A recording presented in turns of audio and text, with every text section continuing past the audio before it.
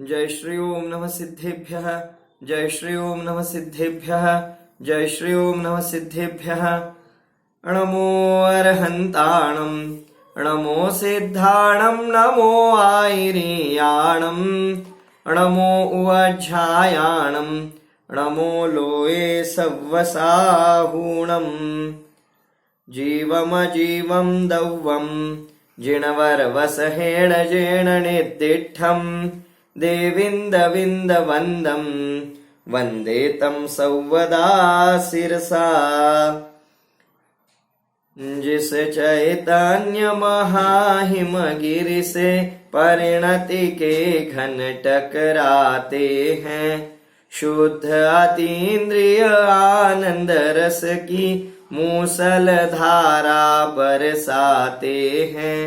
जो अपने आश्रित परिणति को रत्नत्रय की निधियां देता, वंदन उस चैतन्य राज को जो भव भव के दुख हर लेता। वंदन उस चैतन्य राज को जो भव भव के दुख हर लेता।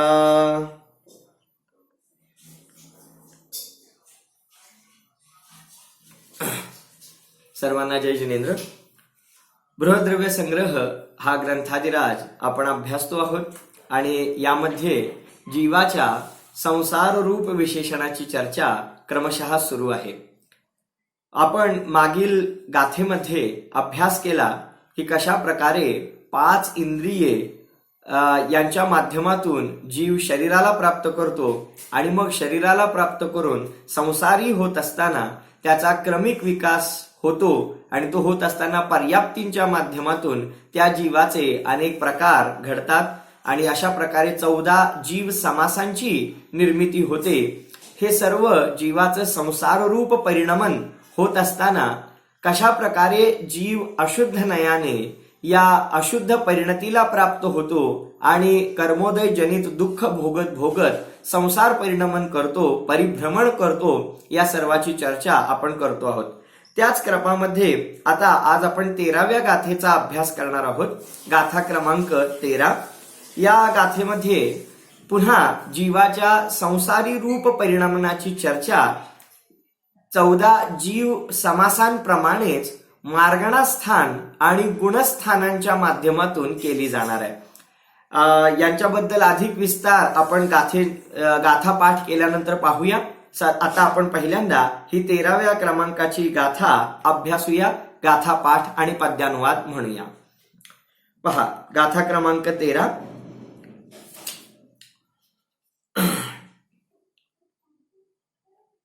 आपल्याला समोर दिसते आहे स्क्रीनवरती।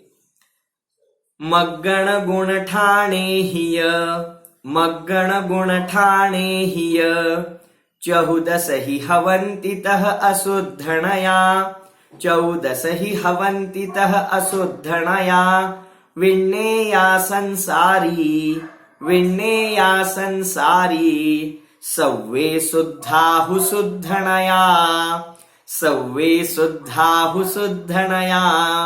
पुन्हा एकदा म्हणूया ही गाथा। अतिशय सुंदर अर्थ आपल्यामध्ये सामावून घेणारी ही गाथा आहे। मग्गण गुण ठाणे हिय, मग्गण गुण ठाणे हिय, 14 ही हवन्तितः अशुद्धनया, 14 ही हवन्तितः अशुद्धनया, विण्णेया संसारी, विण्णेया संसारी, सव्वे शुद्धाहु शुद्धनया, सव्वे शुद्धाहु शुद्धनया। मराठी पद्यानुवाद पाहूया।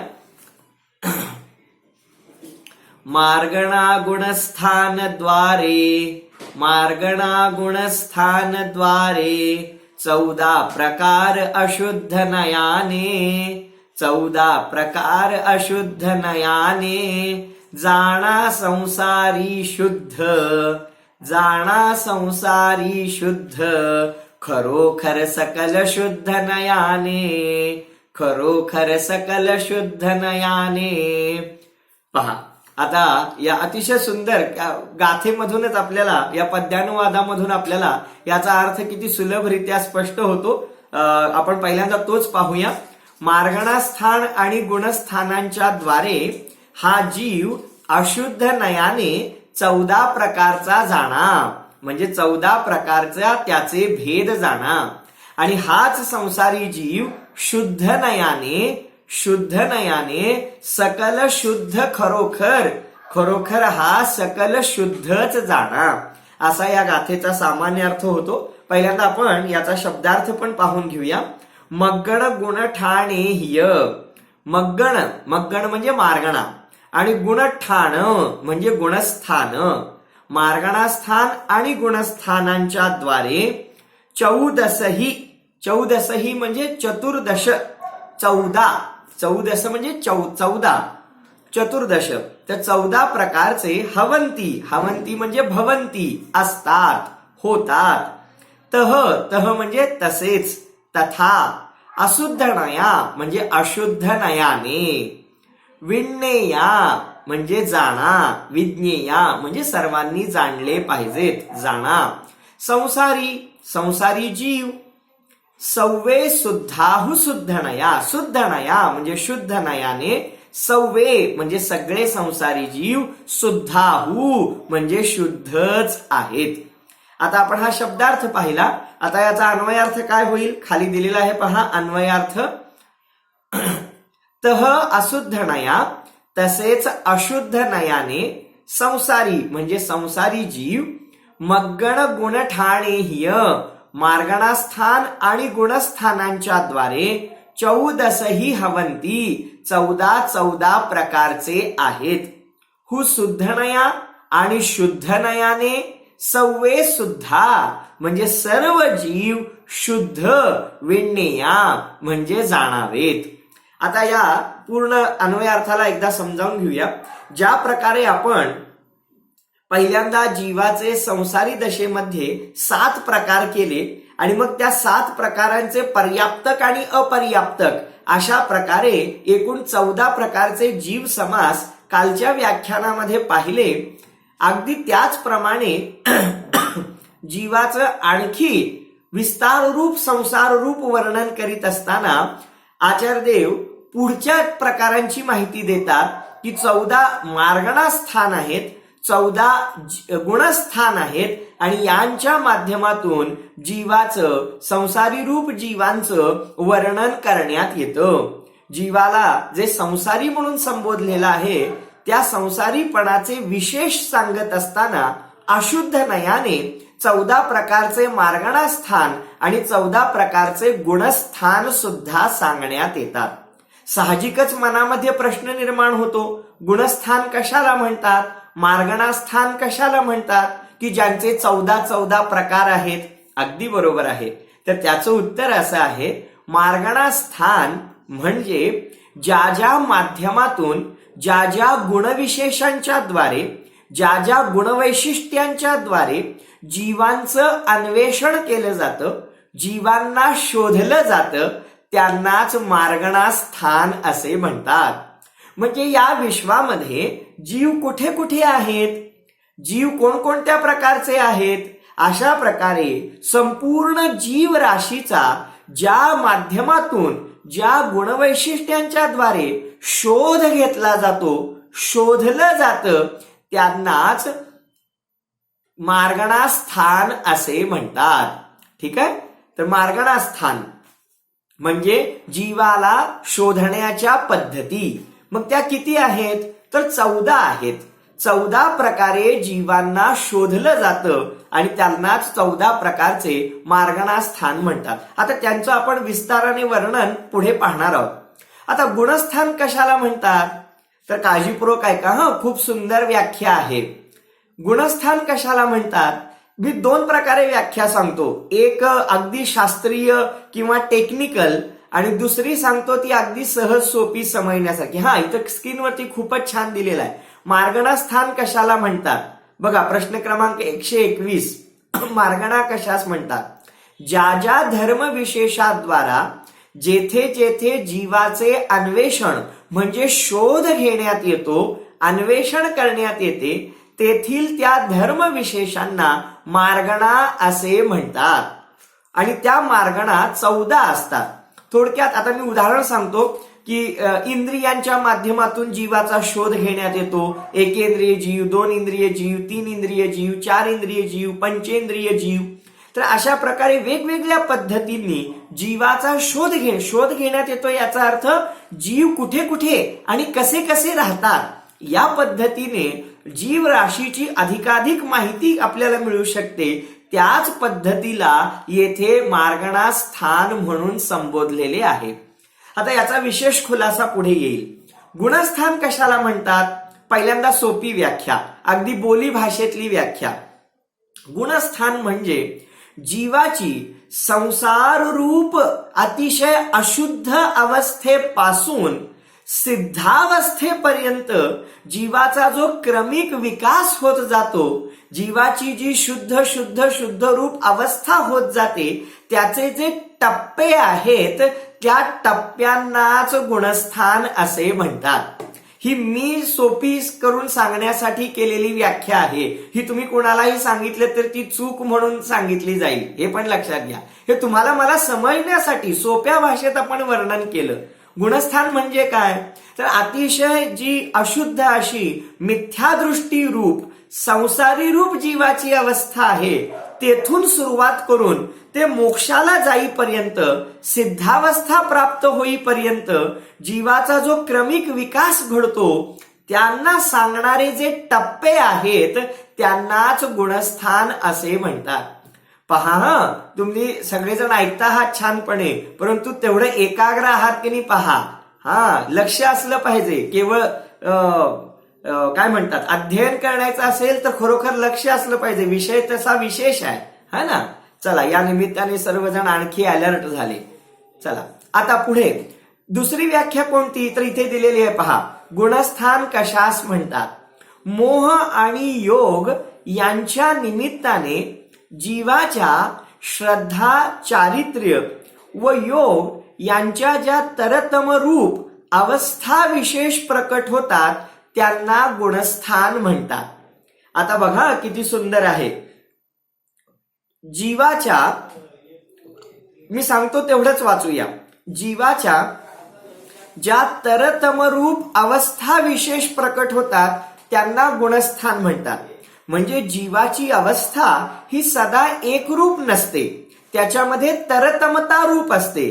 तर म्हणजे तरतम भाव माहिती असेल आपल्याला, हीनाधिकपणा, कमी जास्ती होणं, यालाच म्हणतात तरतमता रूप भाव.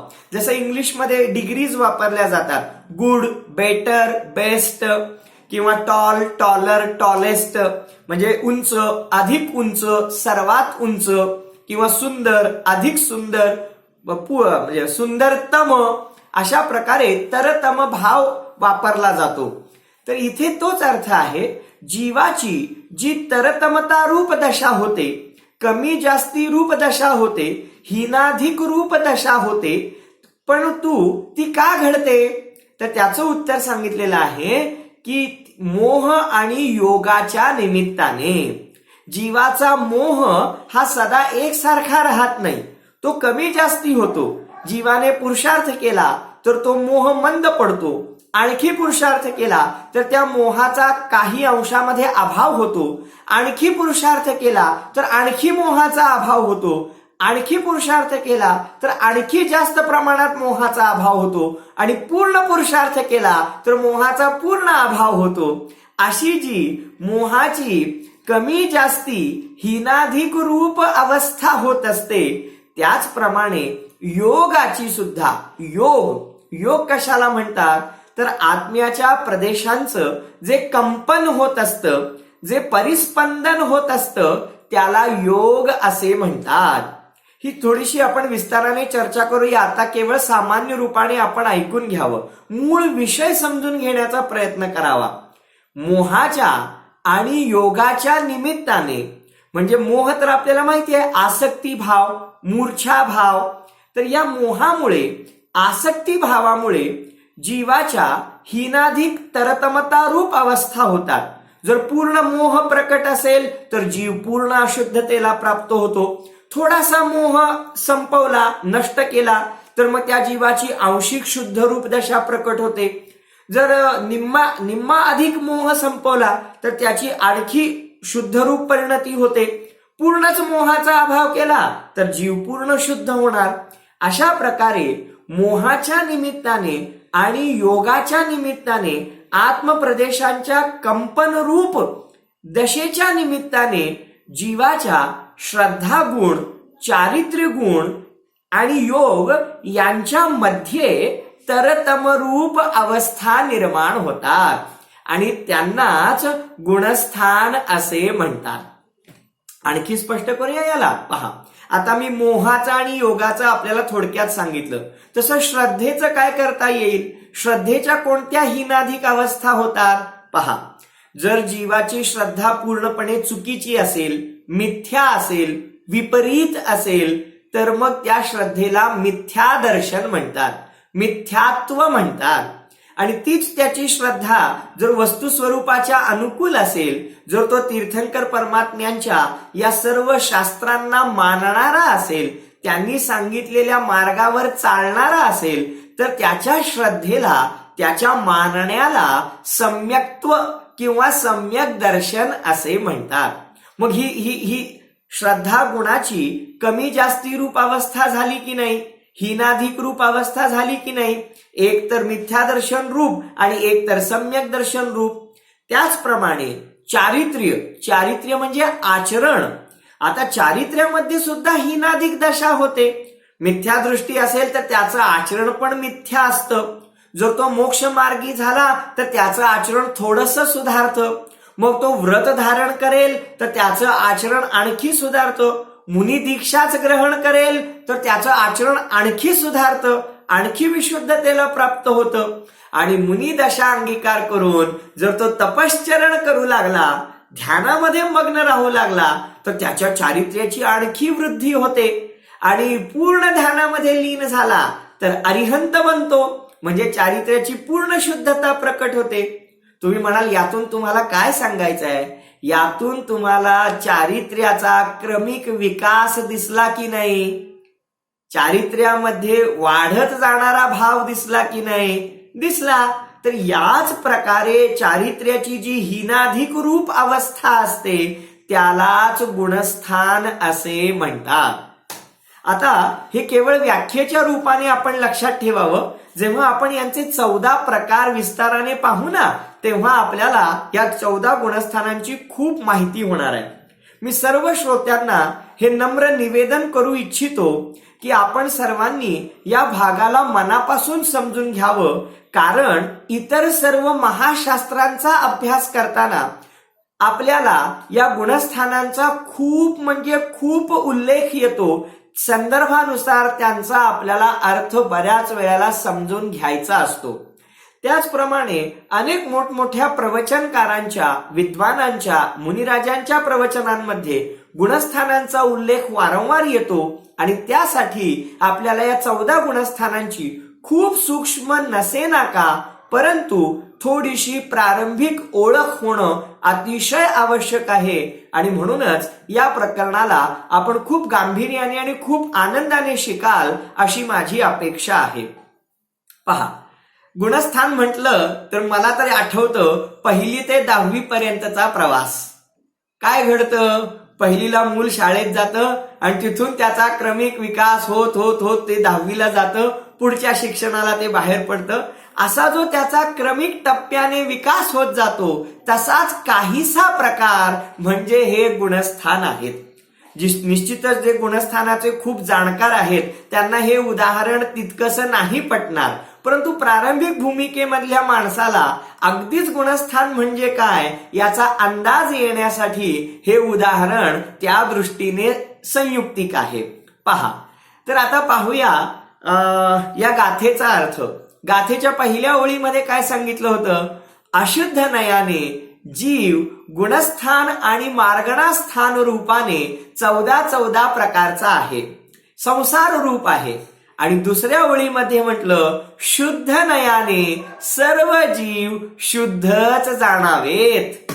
बोला, म्हणजे आचार्यदेव गाथेच्या एका ओळीमध्ये जीवाला संसारी रूपाने 14 प्रकारचे अशुद्ध रूप कथन करतात आणि त्याच संसारी जीवांना, हो, सिद्धालयामध्ये बसलेल्या सिद्ध जीवांना नव्हे, त्याच संसारी जीवांना शुद्ध नयाने पाहिलं असता ते खरोखर शुद्ध आहेत. अशा प्रकारे गाथेच्या दुसऱ्या चरणामध्ये बरोबर दुसरा अँगल, दुसरी दृष्टी, विपरीत अर्थ त्याच गाथेमध्ये स्पष्ट करतात.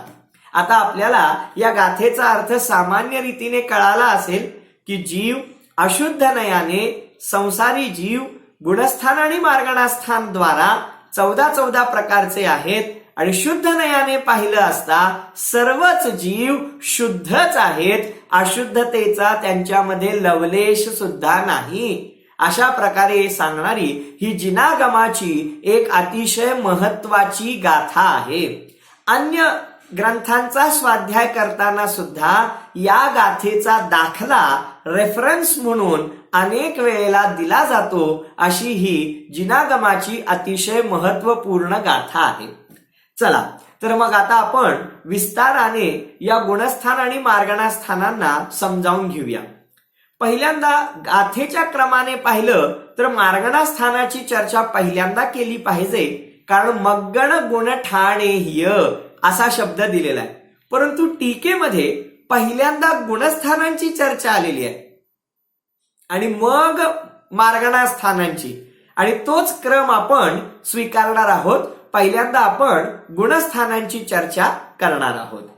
चला तर मग सुरुवात करूया गुणस्थानांच्या चर्चेला. गुणस्थान कशाला म्हणतात तर मोह आणि योगाच्या निमित्ताने जीवाच्या श्रद्धा आणि चारित्र्य गुणांची जी तरतमता रूप, हीनाधिकता रूप अवस्था प्रकट होते त्यांनाच गुणस्थान असे म्हणतात. म्हणजे जीव मिथ्यात्वापासून, संसारी दशेपासून सिद्धत्व प्राप्त करेपर्यंत त्याच्या श्रद्धेमध्ये आणि त्याच्या चारित्र्यामध्ये बदल घडत जातात. त्यांच्यामध्ये विविध प्रकारचे बदल घडतात. कमी जास्ती रूप दशा प्रकट होते आणि ते सुद्धा त्या जीवाच्या मोह आणि योगामुळे. तर अशा प्रकारे त्या जीवामध्ये दोन गोष्टी महत्वाच्या आहेत. बदल कुठे घडतो तर श्रद्धा आणि चारित्र्यामध्ये घडतो. शब्द बघा माझे, श्रद्धा आणि चारित्र्य गुणामध्ये बदल घडतो. आणि कुणामुळे घडतो, कुणाच्या निमित्ताने घडतो तर मोह आणि योगाच्या निमित्ताने घडतो. हे 4 शब्द लक्षात आले की गुणस्थान सोपं झालं. काय सांगितलं, जीवामध्ये बदल घडतो. अहो पण जीवामध्ये म्हणजे कशामध्ये बदल घडतो तर श्रद्धेमध्ये आणि चारित्र्यामध्ये बदल घडतो. ठीक आहे, खूप सुंदर रवींद्रजी, खूप धन्यवाद. तर श्रद्धा आणि चारित्र्य गुणामध्ये हा बदल घडून येतो. आणि तो बदल कुणामुळे घडतो तर मोह आणि योग यांच्या निमित्ताने त्याच्यामध्ये तो बदल घडतो. आणि त्या बदलांमुळे जीवाची जी कमी जास्ती रूप, तरतमता रूप, विकसित, अल्पविकसित, अतिविकसित, पूर्ण विकसित किंवा अजिबात न विकसित झालेली अविकसित, अशा प्रकारे जीवाच्या ज्या नाना तऱ्हा, जीवाच्या ज्या नाना अवस्था निर्माण होतात त्यांनाच गुणस्थान असे म्हणतात. चला आता आपण एक एक गुणस्थानांचं स्वरूप बघूया, म्हणजे आपल्याला ही व्याख्या सुद्धा अतिशय सुंदर रीतीने समजून येईल. पुढचाच प्रश्न दिलेला आहे, गुणस्थान किती आहेत व कोणते आहेत. त्यांची नावे दिलेली आहेत पहा. गुणस्थान 14 आहेत. मिथ्यात्व गुणस्थान, सासादन गुणस्थान, मिश्र गुणस्थान, अविरत सम्यक्त्व गुणस्थान, देश विरत गुणस्थान, प्रमत्त विरत गुणस्थान, अप्रमत्त विरत गुणस्थान, अपूर्व करण गुणस्थान, अनिवृत्ती करण गुणस्थान, सूक्ष्म सांप्राय, उपशांत मोह, क्षीण मोह, सयोग केवली आणि अयोग केवली असे एकूण 14 गुणस्थान आहेत की ज्यामध्ये जीवाच्या विशिष्ट दशेमुळे त्यांना त्या दशा रूपाने या 14 प्रकारांमध्ये सांगितलेलं आहे आणि म्हणून हे गुणस्थान 14 प्रकारचे आहेत. जे लोक अतिशय नवीन आहेत त्यांना कदाचित ही 14 नावं वाचल्यानंतर हे काय आपल्या बसचं नाही, कदाचित अशा प्रकारे वाटू शकतं, परंतु असं अजिबात नाहीये. हे शास्त्रातले शब्द आहेत, थोडेसे शास्त्रीय टर्मिनॉलॉजी अशी आहे, त्यामुळे थोडंसं हे कठीण वाटू शकतं, परंतु त्यांचा अर्थ बाकी अतिशय सोपा आहे. तो आपल्याला आता काही मिनिटांमध्येच सहजरित्या कळून येणार आहे. आता एक प्रश्न विचारतो, बघूया किती जणांना सांगता येतं. गुणस्थान 14 आहेत म्हटलेलं आहे, बरोबर की नाही? मग हे 14 गुणस्थान जसं एकेंद्रिय जीव, 2 इंद्रिय जीव, 3 इंद्रिय जीव, 4 इंद्रिय जीव, 5 इंद्रिय जीव असे जर आपण जीवांचं विभाजन केलं तर मग आपण एकेंद्रिय जीव म्हटलं की सर्व एकेंद्रिय जीवांना त्यामध्ये घालणार. 2 इंद्रिय जीव म्हटलं तर सगळ्या 2 इंद्रिय जीवांना त्याच्यामध्ये घालणार. असं आपण ग्रुप करू शकतो. तर असं हे 14 गुणस्थान कसे आहेत तर समजून घ्या.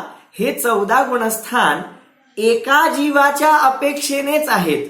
म्हणजे एकच जीव या 14 गुणस्थानांच्या माध्यमातून सिद्धत्वापर्यंत पोचतो. लक्षात आलं का? म्हणजे हे गुणस्थान एका जीवाच्या अपेक्षेने आहेत. जीवाचे परिणाम करता करता या 14च्या माध्यमातून काही गुणस्थानांमध्ये येत नाहीत, काही गुणस्थान अपवादात्मक आहेत की ज्यांच्यामध्ये जीव न जाता सुद्धा सिद्ध दशेला प्राप्त करतो. म्हणजे थोडक्यात काय तर हे 14 गुणस्थान जीवाच्या अवस्था रूप आहेत की ज्यांच्यामधून परिणमन करता करता जीव आपल्या पूर्ण विशुद्ध दशेला प्राप्त करतो. तर मग आपण आता एक एक गुणस्थानाचं स्वरूप समजावून घेऊया. पहा, पहिलं गुणस्थान आहे मिथ्यात्व गुणस्थान. आता मिथ्यात्व गुणस्थान कशाला म्हणतात ही अतिशय सोपी गोष्ट आहे. 14 गुणस्थानांमधलं समजून घेण्यासाठी अतिशय सोपं गुणस्थान म्हणजे हे गुणस्थान आहे. आता मिथ्यात्व गुणस्थान हे पहिलं गुणस्थान आहे बरं का, पहिलं गुणस्थान. आणि सगळे संसारी जीव जे की मूढ आहेत, मिथ्यादृष्टी आहेत, त्या सर्वांचा अंतर्भाव या पहिल्या मिथ्यात्व गुणस्थानामध्येच होतो. म्हणजे जीवाची मोक्ष मार्गाला सुरुवात न होणे रूप जी अवस्था आहे, अतिशय निंदनीय म्हणा, अतिशय वाईट अवस्था, कर्मसहित अवस्था, निद्रिस्त अवस्था आणि मोहाने परिपूर्ण लिप्त असलेली अवस्था कोणती असेल तर ती ही मिथ्यात्व रूप अवस्था आहे. मी जेव्हा शिकवत होतो गुणस्थान हे प्रकरण आम्हाला शिकवत होते तेव्हा माझी अशी धारणा झाली होती की जीवाला मोक्ष मार्गा रूप जर हे 14 गुणस्थान असतील तर मग मिथ्यादृष्टी संसारी जीवाचं गुणस्थान हे 0 गुणस्थान असलं पाहिजे. 0 गुणस्थान की जिथे सगळे संसारी जीव आहेत. आणि मग जरा प्रयत्न केला की पहिल्या गुणस्थानात जाणार, मग दुसऱ्या गुणस्थानात जाणार, मग तिसऱ्या गुणस्थानात जाणार. परंतु असं नाहीये बरं का. येथे सांगतात 0 गुणस्थान नसतं, पहिलंच गुणस्थान असतं आणि ते गुणस्थान आहे मिथ्यात्व गुणस्थान.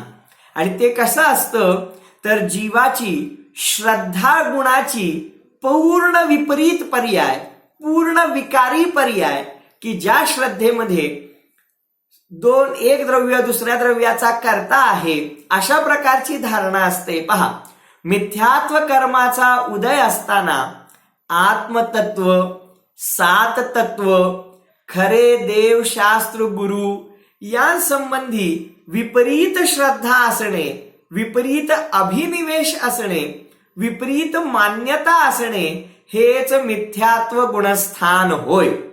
म्हणजे तीर्थंकरांनी सांगितलेलं आत्मतत्व, तीर्थंकरांनी सांगितलेले 6 द्रव्य, 7 तत्व, 9 पदार्थ, दशधर्म, खरे देव शास्त्र गुरु यांना न ओळखणं, त्यांच्या संबंधी विपरीत कल्पना करणं, एक द्रव्य दुसऱ्या द्रव्याचा कर्ता धर्ता हर्ता आहे असं मानणं, मी शरीराला भोगतो, मी परपदार्थांना भोगतो, मी या जगाचा करता धरता हरता आहे, सर्व परपदार्थ माझ्या इच्छेने परिणमन करतात, अशा प्रकारे ज्याची धारणा आहे तो जीव मिथ्यादृष्टी आहे आणि त्याचं गुणस्थान हे पहिलं मिथ्यात्व गुणस्थान आहे. समजून यायला हे अतिशय सोपं आहे. थोडक्यात ज्याला धर्म मार्ग माहिती नाही, ज्याला धर्म मार्गाची रुची नाही, ज्याला आत्मा परमात्म्याशी देणं घेणं नाही, स्वाध्याय म्हणजे काय ज्याला ठाऊक नाही, आणि ज्याला आपल्या शुद्ध आत्मतत्वाचा चैतन्य रूप साक्षात्कार झालेला नाही, ध्यान रूप अनुभवन झालेलं नाही, ज्याला सर्व प्रकारचे कर्म बांधले जात आहेत, कोणत्याही कर्मांचा संवर झालेला नाही, सर्व प्रकारे त्याचं कर्मांचं येणं बांधलं जाणं सुरू आहे, सर्वथा अशुद्ध रूप दशा आहे, ज्याची श्रद्धाच मिथ्या आहे, अशा प्रकारे संसारामध्ये रचलेल्या पचलेल्या अनंत काळापर्यंत संसाराचीच परिणती करू इच्छिणाऱ्या जीवालाच येथे मिथ्यादृष्टी जीव म्हटलेला आहे. आणि त्याचं गुणस्थान हे पहिलं मिथ्यात्व गुणस्थान आहे की ज्याच्या पौरुषाला पुरुषार्थाला अजून कुठल्याही प्रकारे प्रारंभ झालेला नाही. समजलं असेल आता मिथ्यात्व गुणस्थान खूप सोपं आहे. बोला, आम्ही अजून पुरुषार्थ केलेला नाही म्हणजे आपल्या सर्वांचं गुणस्थान हे पहिलं गुणस्थान आहे. लोक विचारतात आमचं गुणस्थान सांगा, आमचं गुणस्थान सांगा. कशाला दुसऱ्यांना विचारायचं? या गुणस्थानांची लक्षणं इथं आचार्यांनी सांगितलेली आहेत. आपण पाहायचं माझे परिणाम कसे आहेत, माझी श्रद्धा कशी आहे, माझं चारित्र्य कसं आहे, त्यानुसार आपलं गुणस्थान आपण निश्चित करायचं. इतकं सोपं आहे. तर येथे जो शरीराच्या सौंदर्यामध्ये स्वतःचं सौंदर्य मानतो, घर कुटुंबालाच आपलं मानतो, कुटुंबियांनाच आपले सुखाचे सोबती मानतो, धन पैसा अडका यांच्याद्वारे स्वतःला श्रीमंत किंवा गरीब मानतो, मी गोरा मी काळा, मी रोगी मी निरोगी, अशा प्रकारे सर्व प्रकारच्या संयोगांमध्ये आत्मबुद्धी करतो. भांडण झालं असता समोरच्या जीवाबद्दल ज्याला अनंत द्वेष होतो, ज्याला स्वतःच्या कर्मांचा विचार सुद्धा येत नाही, अशा प्रकारे सर्व प्रकारे अनुकूल प्रतिकूल परिस्थितीला पाहून सदाकाळ रागद्वेष करणारा जीव आणि आत्मतत्वाला समजावून न घेता, त्याच्या चिंतनामध्ये वेळ न देता, त्याचं ध्यान न करणारा जीव हा मिथ्यादृष्टी जीव आहे. आणि त्या सर्वांचं गुणस्थान हे पहिलं मिथ्यात्व गुणस्थान आहे. चला, खूप झाली, म्हणजे विस्तार खूप झाला, आता एवढा पुरेसा आहे. याच्यामध्ये एक गोष्ट लक्षात आली आपल्या, मी चर्चा केली सगळी श्रद्धा गुणाची. तो जीव काय मानतो, त्याच्या जीवनामध्ये काय चालू आहे, हे आपण कशाच्या आधारे पाहिलं? श्रद्धा गुणाच्या आधारे पाहिलेलं आहे. आणि आपण गुणस्थानाच्या व्याख्येमध्ये पण पाहिलं होतं की श्रद्धा आणि चारित्र्य गुणाच्या अवस्था विशेषांना गुणस्थान असे म्हणतात. मग आता आपण या श्रद्धा आणि चारित्र्य गुणांपैकी कोणत्या गुणाची चर्चा केली? हो, श्रद्धा गुणाची चर्चा केली. परंतु जीवाने जर पुरुषार्थ केला तर ही मिथ्यात्व दशा पलटू शकते, बदलू शकते आणि बदलून सम्यक्त्व रूप दशा होऊ शकते. मग ती कशी असते? बरोबर याच्या उलट असते.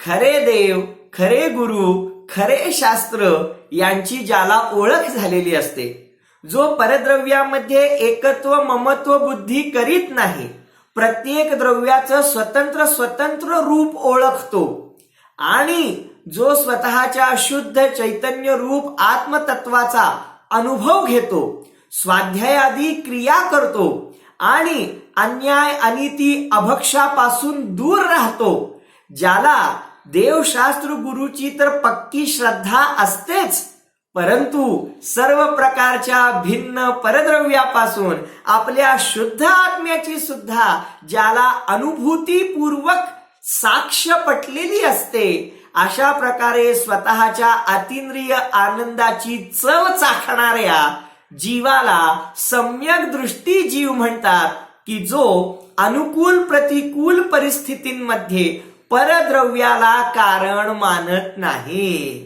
अशा प्रकारे सर्व प्रकारे मिथ्यात्व बुद्धीला सोडून ज्याने जसं वस्तूचं स्वरूप आहे तशी आपली धारणा केलेली आहे, अशा त्या बाह्य पदार्थांमध्ये सुखबुद्धी सोडून दिलेल्या त्या मोक्ष मार्गी जीवाला सम्यक दृष्टी जीव म्हणतात.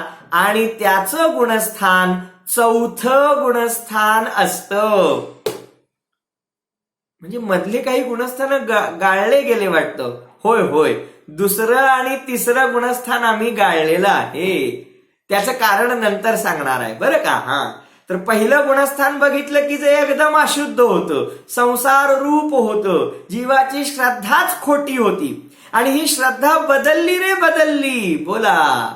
तर मग काय घडतं, तो जीव सम्यक दृष्टी होतो, मोक्ष मार्गी होतो. मोक्ष मार्गी होतो म्हणजे मोक्षाला जात नाही बरं का, मोक्षाच्या मार्गामध्ये पहिलं पाऊल ठेवतो, केवळ त्याची एंट्री होते. म्हणजे ज्या शुद्ध आत्म्याचा आश्रय घेऊन मुक्तीला जायचाय, पूर्ण आश्रय घ्यायचा आहे, त्याची केवळ त्याला चव चाखायला मिळते, केवळ त्याची झलक मिळते, केवळ त्याचा ट्रेलर मिळतो, त्याची पूर्ण लीनता रूप दशा त्याला प्रकट होत नाही. अशी त्या जीवाची जी शुद्ध परिणमनाला सुरुवात आहे, त्या जीवाला सम्यक दृष्टी जीव म्हणतात. आणि त्याचं चौथं गुणस्थान असतं, त्यालाच अविरत सम्यक्त्व गुणस्थान असे म्हणतात. मग पाहूया अविरत सम्यक्त्व गुणस्थान कशाला म्हणतात. तर उत्तर आहे, पहा, अविरत सम्यक्त्व गुणस्थान कशाला म्हणतात. चौथं गुणस्थान आहे हे गुणस्थानांच्या क्रमामध्ये सम्यक दर्शन सहित, परंतु एक देश किंवा सर्व देश कोणत्याही प्रकारच्या संयमाने रहित अशा परिणामांना अविरत सम्यक्त्व गुणस्थान म्हणतात. बघा, सम्यक्त्व शब्द ना, अविरत सम्यक्त्व दोन शब्द आहेत. सम्यक्त्व म्हणजे तो सम्यक दृष्टी आहे, त्याची श्रद्धा बदलली आहे. आणि अविरत म्हणजे त्याला कोणतंही व्रत नाहीये, व्रत नाहीये, अणुव्रत पण नाहीये, महाव्रत पण नाहीये. त्याच्या जीवनामध्ये अजून चारित्र्याची वृद्धी व्हायची आहे. चारित्र्य प्रकट झालंय, परंतु ते अत्यल्प आहे, नगण्य आहे, मोजता न येण्यासारखं आहे. अशा प्रकारे जो चारित्र्यामध्ये तर अजून पारंगत व्हायचा आहे, व्रत नियम अजून त्याने कोणतेही घेतलेले नाही आहेत, परंतु श्रद्धा बाकी ज्याची बदललेली आहे, अशा जीवाला येथे सम्यक दृष्टी जीव म्हटलेला आहे. आणि तो चौथ्या गुणस्थानवरती जीव असतो. थोडक्यात अगदी बोली भाषेत समजायचं झालं तर मोक्ष मार्ग सगळा समजला आहे. सुनीलजी खूप सुंदर आहे बघा हे, की मोक्ष मार्ग सर्व समजलेला आहे, परंतु आचरणात आणण्याची अजूनही तयारी झालेली नाही.